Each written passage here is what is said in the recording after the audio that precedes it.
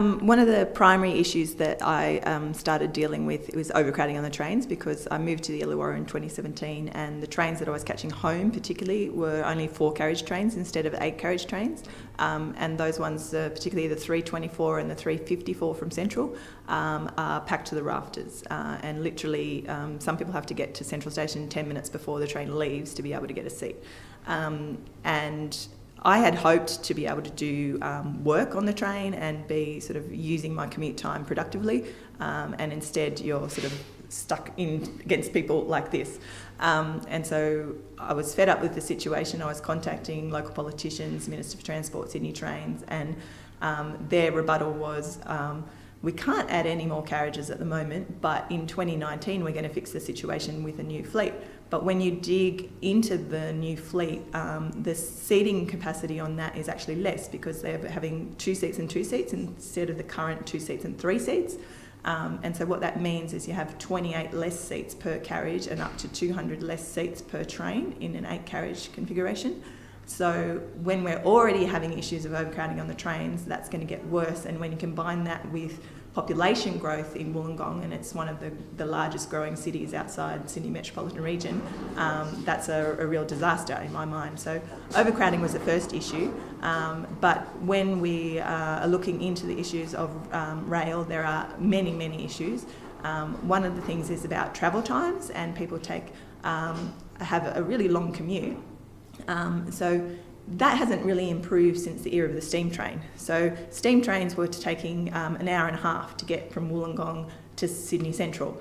In 1989, we actually had a faster train, which was an hour and 16 minutes. And today we're, again, close to the hour and a half. Some people, when they're commuting or going to uni up in Sydney, are having 2-hour trips each way if they're living further south. And when you combine that with overcrowding, potentially standing for an hour and a half or 2 hours is crazy each way. And if people can't use their trip productively in terms of telecommuting or doing some assignments and reading on the train, that's pretty bad if you're going to stand there for 2 hours either way. Other issues we have too is about accessibility of stations. So stations like Unanderra still don't have lift access, and so that's a problem for a lot of elderly people and people with mobility problems. And I think you mentioned before, upstairs, I think some of you mentioned before, you contacted Paul Scully, Gareth Ward, Ryan Parks. What's been how have you found the political response so far to the Oh, sorry, do you need to come through? Yeah. Oh, yeah, sure. All good.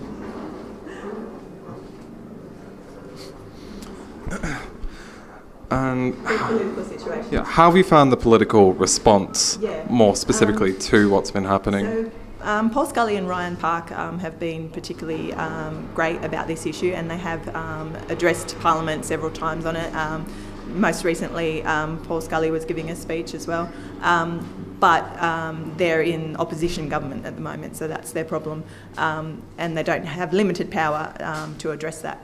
But Gareth Ward, it's interesting, in 2014 he actually was involved in a petition and got about 800 signatures down in Kiama, and they successfully got the 424 train from Central have an extra 4 carriages on it.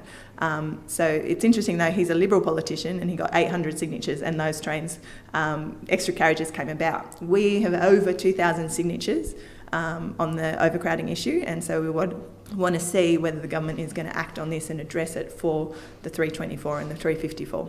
You believe Liberal seats are being privileged? Often that happens, because they're a safer seat, but Kiama, it's an interesting situation, I guess, in the lead up to the 2019 election, whether it's going to be safe or not. That'll be interesting to see.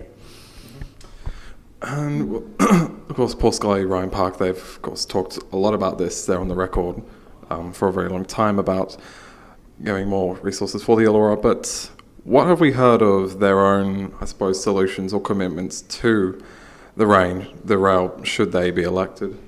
I think that federally Labor has been backing the building of the Maldon-Dumbarton line, so that would be great in terms of federal Labor. But one of the questions that we're going to be asking the panellists tonight is what do they believe is possible and realistic in the next 5 years?